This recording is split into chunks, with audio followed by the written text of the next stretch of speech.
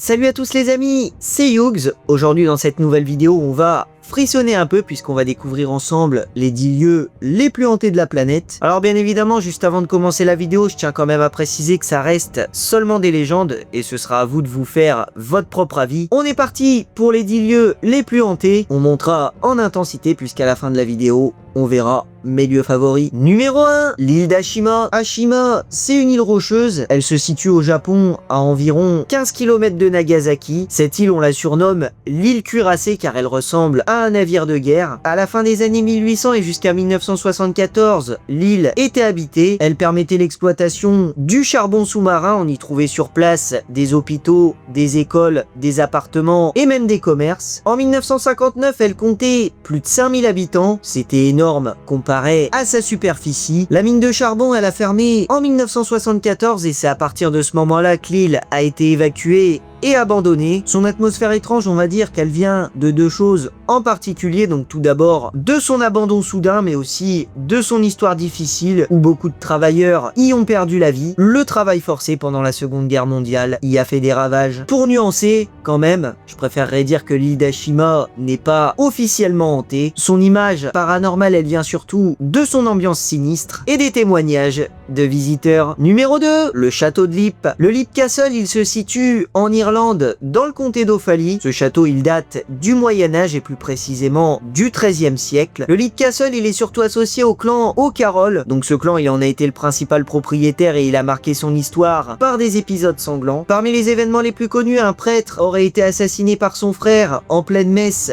au XVIe siècle et tout ça directement sur l'autel. En plus de ça, le château, il a connu un incendie ravageur en 1922. Lors de travaux de rénovation par la suite, on y a retrouvé des ossements humains. Ça a vraiment souligné la violence du lieu. Selon la légende, il abriterait même une créature que l'on appelle élémentale. Elle est décrite comme mi-homme, mi-mouton. Elle est très maigre et elle sent le cadavre. Donc aujourd'hui, même si aucun phénomène paranormal n'a jamais été prouvé, le château, il est toujours décrit par de nombreux visiteurs comme le lieu le plus hanté d'Irlande. Numéro 3, le château d'Édimbourg. Le château d'Édimbourg, lui, il se situe pas en Irlande, mais bel et bien en Écosse. Il a été construit sur la base d'un ancien volcan. Il possède aujourd'hui plus de 900 ans d'histoire. À l'heure actuelle, en 2026, c'est juste un musée. Il abrite notamment les joyaux de la couronne d'Écosse. Depuis le Moyen-Âge, il faut savoir que beaucoup de souffrances humaines s'est accumulée entre ces murs. Il a connu de nombreuses guerres et de nombreux assauts. L'une des légendes les plus célèbres, et c'est aussi une légende que moi j'aime bien, on raconte que lors de l'exploration de tunnels souterrains, la police aura envoyé à l'intérieur un jeune joueur de cornemuse. On appelle ça aussi un pipier. Les tunnels, ils étaient si petits et si étroits qu'aucun adulte n'aurait été en mesure d'y entrer. Le jeune, il devait jouer de la cornemuse à l'intérieur pour signaler sa position, mais soudainement le son de sa cornemuse s'est brutalement arrêté. Il n'a depuis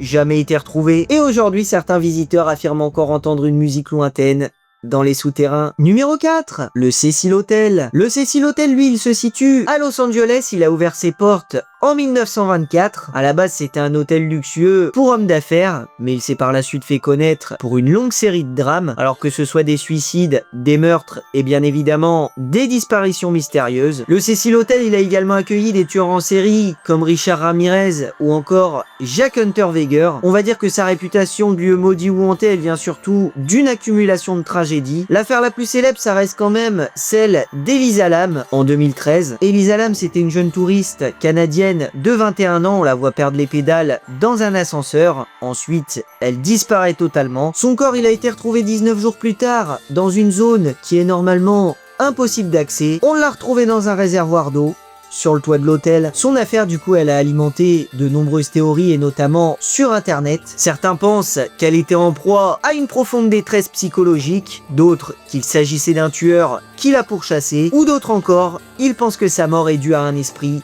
qui hante le bâtiment. Alors cette dernière théorie, j'y crois moins. En tous les cas, le mystère reste entier. Numéro 5, le pénitencier d'État de l'Est. L'Eastern State Penitentiary, c'est une ancienne prison qui date de l'année 1829. À l'époque, cette prison, elle est devenue célèbre pour son système innovant. Son objectif, c'était d'isoler au maximum les détenus en leur donnant des cellules minuscules. Aujourd'hui, une prison qui pourrait s'en rapprocher, ce serait pour moi la DX Florence. Son architecture en forme d'étoile, elle a inspiré au moins 300 300 prisons au travers du monde. Le problème, vous vous en doutez, c'est qu'à cause de l'isolement extrême, les détenus devenaient fous. En plus de ça, avec le temps, la prison est partie en ruine, ça a conduit à sa fermeture en 1971. Aujourd'hui, des visiteurs racontent entendre des bruits étranges et ressentir une présence dans certaines zones où des prisonniers ont trouvé la mort. L'atmosphère du lieu, elle est décrite comme lourde et oppressante. C'est vraiment un lieu chargé de malheur. Et pour l'anecdote, une légende raconte qu'Al Capone, le plus célèbre détenu de l'histoire de cette prison, il aurait été hanté dans sa cellule par le fantôme d'une de ses victimes et la nuit il avait du mal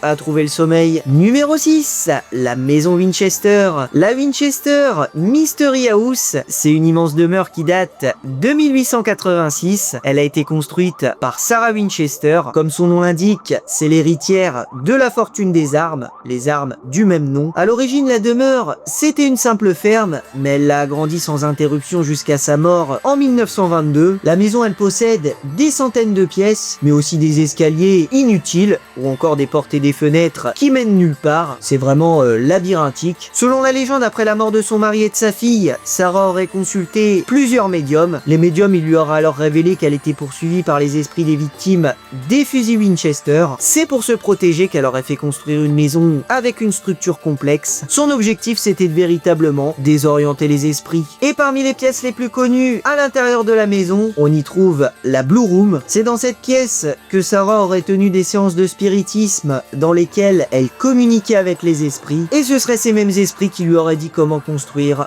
la maison. Numéro 7, le sanatorium de Waverly Hills. Le Waverly Hills Sanatorium, c'est un ancien hôpital qui avait ouvert en 1910. À la base, il avait été conçu pour accueillir des centaines de patients. Les patients, on les mettait à l'isolement total puisqu'ils étaient atteints de la tuberculose. En effet, à l'époque, il n'existait pas encore d'antibiotiques, c'était avant la pénicilline. La moindre infection était souvent mortelle et les patients mouraient par milliers. L'hôpital, il a fonctionné jusqu'en 1961. Ensuite, il a fermé ses portes. On va dire qu'il avait plus vraiment d'intérêt. Alors on pense, et ça c'est absolument énorme, qu'environ 8000 personnes seraient décédées entre ces murs. Aujourd'hui, Waverly Hills, c'est devenu une référence dans le monde du paranormal. Le sanatorium, il apparaît souvent dans des émissions spécialisées. Son lieu le plus marquant, c'est le tunnel de la mort, un long passage qui était utilisé à l'époque pour évacuer les morts et les sortir du bâtiment. De nombreux visiteurs affirment y avoir vécu des expériences uniques, notamment dans les couloirs et les étages supérieurs. Et la légende la plus célèbre de cet endroit, elle concerne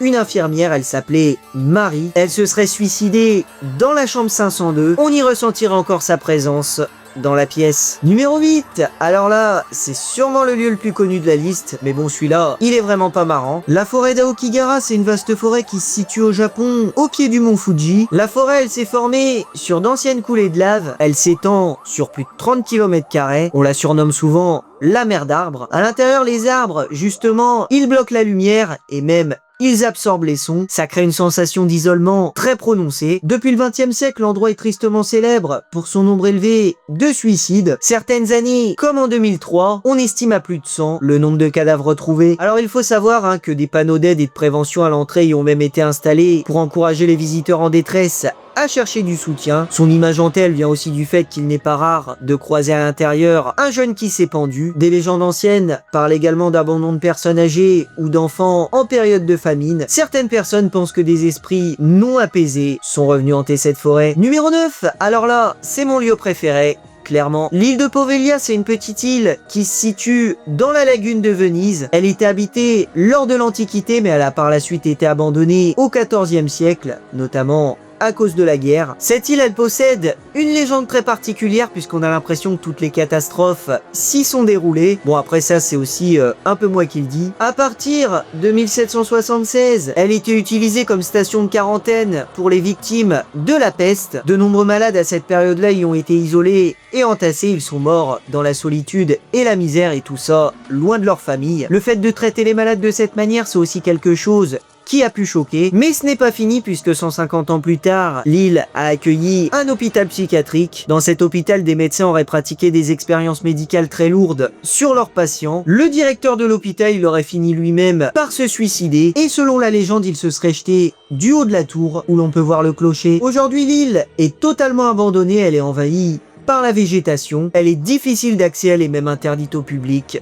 qui ne possède pas d'autorisation. Et numéro 10, le dernier endroit pour finir, le fort de Bangar. Le fort de Bangar, c'est une ancienne forteresse indienne qui date du XVIe siècle. Autrefois, elle abritait une ville prospère avec des temples et des palais, mais l'endroit il a progressivement été abandonné pour des raisons politiques à la fin du XVIIIe siècle. Il faut savoir que l'accès au site est aujourd'hui strictement interdit entre le coucher et le lever du soleil. Beaucoup disent que c'est pour protéger les visiteurs car le lieu serait hanté. Les autorités indiennes ils disent que c'est plutôt car les structures sont fragiles et que le terrain est dangereux, notamment la nuit. Plusieurs légendes locales nous expliquent aujourd'hui la réputation hantée du fort. La première, c'est la malédiction de l'ermite. Un jour, un sage aurait exigé que rien ne dépasse la hauteur de sa demeure. Lorsque le fort a commencé à projeter son ombre sur son refuge, il aurait alors maudit la ville et entraîné son abandon. Et la deuxième légende, c'est celle du magicien et de la princesse. Celle-là, c'est la plus connue. Un jour, un sorcier aurait tenté de séduire la princesse Ranavati. Ayant finalement échoué, il aurait lancé une malédiction sur sa demeure pour condamner les lieux à rester inhabités. Le fort de Bangar, aussi étonnant que ça puisse paraître, c'est aujourd'hui l'un des lieux les plus célèbres et même les plus visités d'Inde. On en a terminé pour cette vidéo sur les 10 lieux les plus hantés de la planète. Bon, c'est bien évidemment à nuancer. J'aimerais vraiment que vous me dites en commentaire lequel de ces lieux vous paraît le plus hanté, ou même si pour vous, vous n'y croyez